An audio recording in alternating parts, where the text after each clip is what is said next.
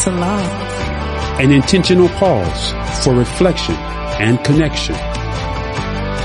Selah. Content-rich dialogue and discussions. Selah. Pray and worship together. Selah. Living the way. Selah.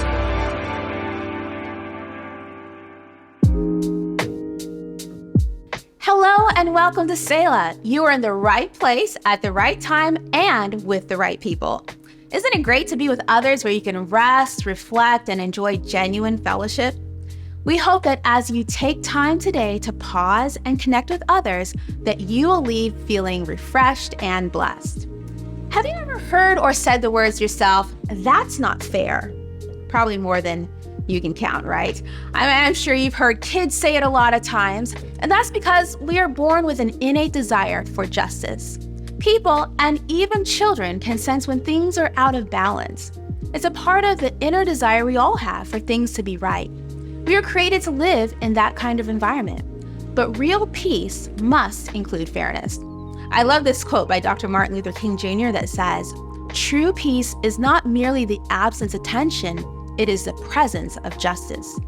Everyone wants peace and justice, and there's no doubt that it takes work to acquire them both. But are they always attainable? We'd love for you to think about it some more and discuss it with your group. What are your thoughts on these questions? Share a time where you saw or experienced justice and things were made right. Have you heard the expression, "It's a dog-eat-dog world"? What are your thoughts on competing or stepping over others in order to be successful, no matter what it takes? Take a moment to pause the video and share your thoughts on these statements and questions. When you're done, unpause to tune in to our teaching moment. See you soon.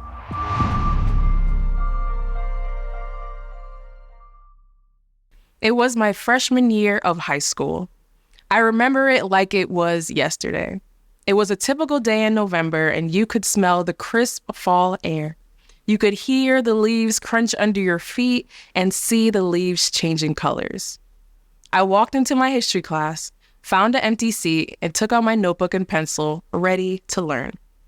Miss Catalina walked into the front of the class and said, "Good morning, class."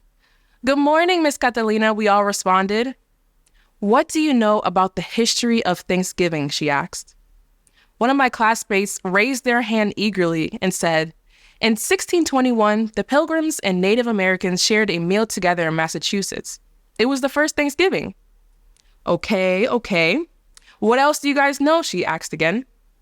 Another classmate shared, "Native Americans and Pilgrims ate corn and cranberries, pumpkin, squash, and beans together. That's why we eat them during Thanksgiving." "Okay, good. Anything else? What else do you guys know about the history of Thanksgiving?"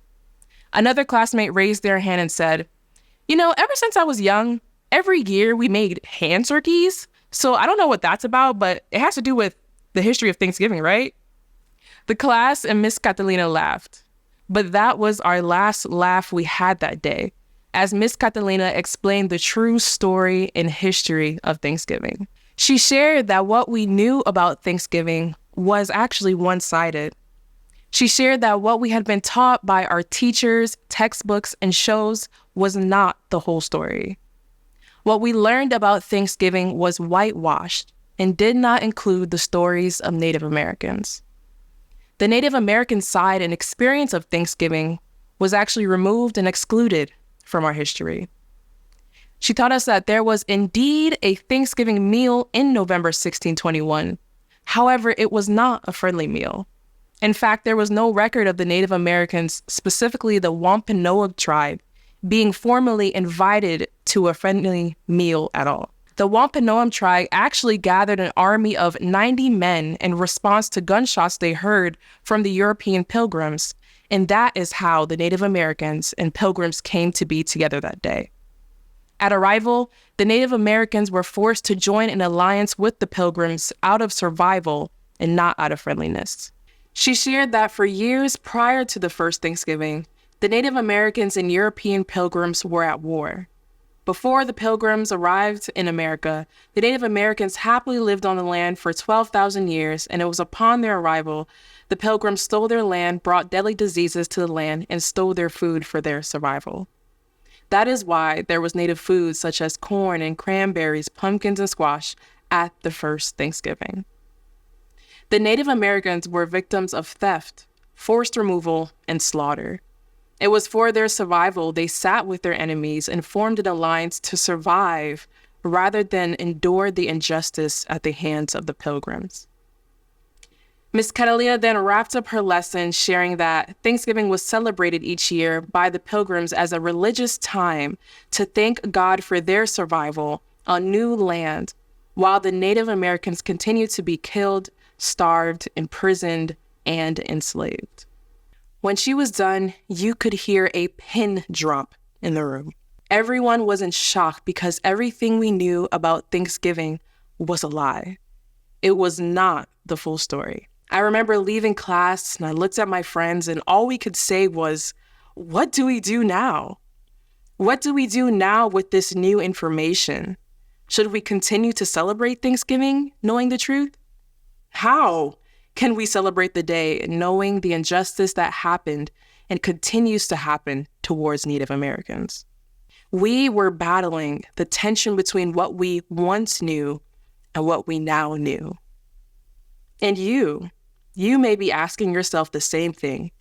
How do I give thanks when there's injustice in the world? Psychologist Dr. Tanya Lombrazzo found that feelings of gratitude and the acknowledgement of injustice can exist at the same time.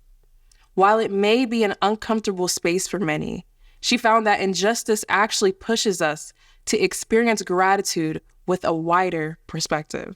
In a study performed amongst children, it was found that before 9/11, when writing Thanksgiving essays, children mostly expressed gratitude for material things. They'd write, "I'm thankful for my Oreos," or "I'm thankful for my toys," and "I'm thankful for my dog." But after 9/11, after learning about the tragedy and some even being directly affected by it, it was found that the same children expressed a wider perspective of gratitude.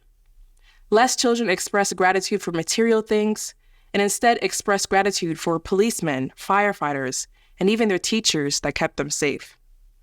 What made it even more interesting was that the children didn't stop at just writing down their gratitude. They then gifted their policemen, firefighters, and teachers with gifts to show their gratitude. They expressed their gratitude through giving back. And in the same way, you can express gratitude this season in the face of injustice. Allow injustice to push you to experience gratitude with a wider perspective and express your gratitude through giving back. This concept is also a biblical principle found in 1 John chapter 3. John writes about love and hatred, and he shares that we are to love one another. We are to lay down our lives for others as Jesus laid down his life for us and share our material possessions with others in need. But then John ends this thought by saying in verse 18, "Dear children, let us not love with words or speech, but with actions and in truth." John knows that as humans and God's children, we are prone to simply talk about love and gratitude with our words and speech. But when we express our love and gratitude through action and truth, we go the extra mile. And today, we want your gratitude in the face of injustice this season to move you to action and giving back.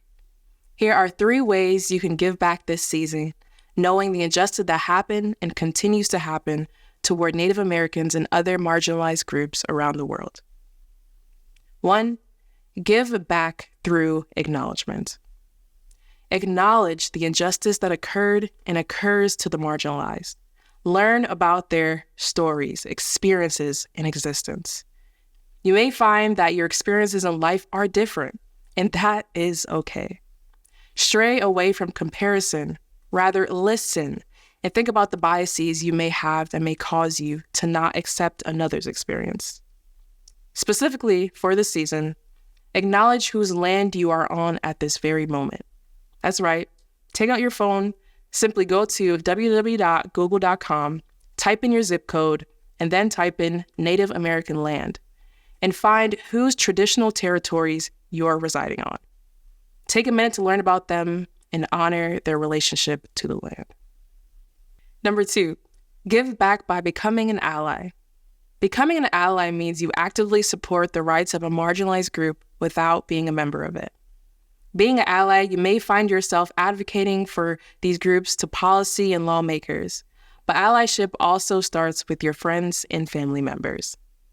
During this Thanksgiving season, share the true story of Thanksgiving with your family and friends. Speak about Native peoples in a respectful way, and even share an Indigenous meal with those around you to start the conversation.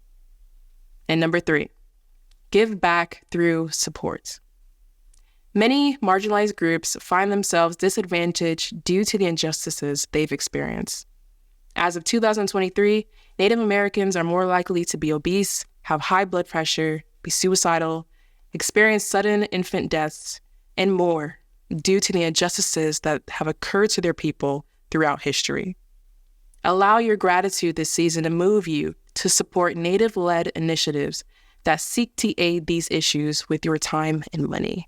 Whether you choose to do one or all 3 of these ways of expressing gratitude through giving back, know that you are making this world an inclusive place for all to live, but also practicing the biblical principle to show love and gratitude through action and truth. Now it is time for Pastor Knight to lead us in our discussion time.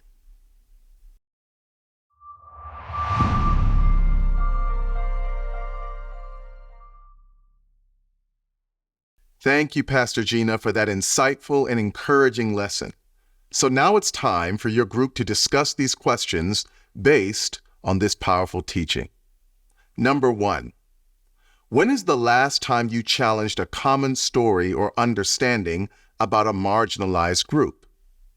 2, how has injustice pushed you to experience more gratitude in your own life? And 3, how do you plan to give and to acknowledge the beauty and dignity of Indigenous people this holiday season? Take just a moment now, pause, and let your group discuss, and I'll be back.